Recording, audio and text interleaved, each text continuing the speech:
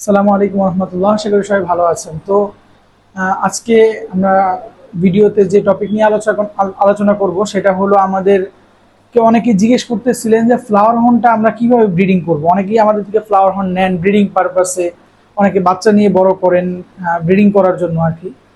তো আমরা আজকে দেখানোর চেষ্টা করব যে ব্রিডিংয়ে কিভাবে বসাই এবং ডিম বাচ্চা কিভাবে তুলি, এটাই দেখানোর চেষ্টা করব আজকে। তো আমাদের এখানে একটা ফ্লাওয়ার হর্ন মেল আছে, একদম সুপার মনস্টার কোক মেল। এটা মেলটা একটু কিছুদিন নর্মাল পানিতে থাকার কারণে এই হেডটা একটু ছোট হয়ে গেছে, কিন্তু এটার হেড একদম বিশাল সাইজের হেড।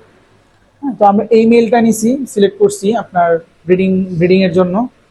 আর এর সাথে ফিমেল হিসেবে নিছি হলো আমরা কামফার একটা ফিমেল, SRDX কামফা। তো মোটামুটি কামফা এটা একদম ফুল ব্রুট সাইজের একটা কামফা, এটা দিয়ে আমরা আগেও ডিম নিচ্ছি এটা থেকে।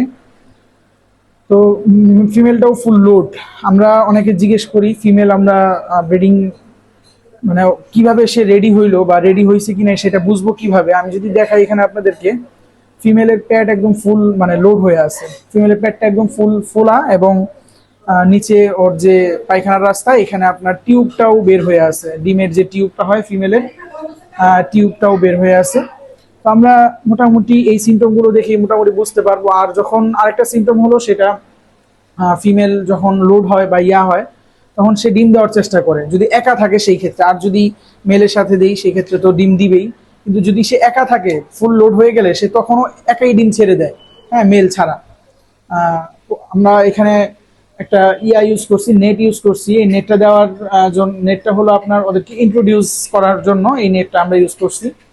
তো এই নেট মোটামুটি ও ডিম ছাড়া পর্যন্ত নেটের ভিতর থাকবে।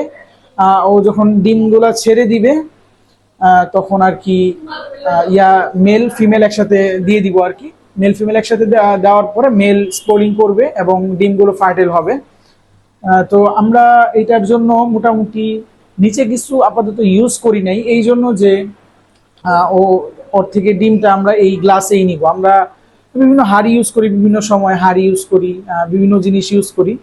তো এইবার মানে এটা ট্রাই হিসাবেও দিছি আর কি, যে দেখি কি অবস্থা হয়। আগেও নিছি এইভাবে গ্লাসে, কোনো সমস্যা হয় না, ডিমের বাচ্চা খুব হেলদি থাকে, কোনো সমস্যা হয় না। তো এইবার দেখার জন্য আর একটু দেওয়া হলো যে কি অবস্থা হয়।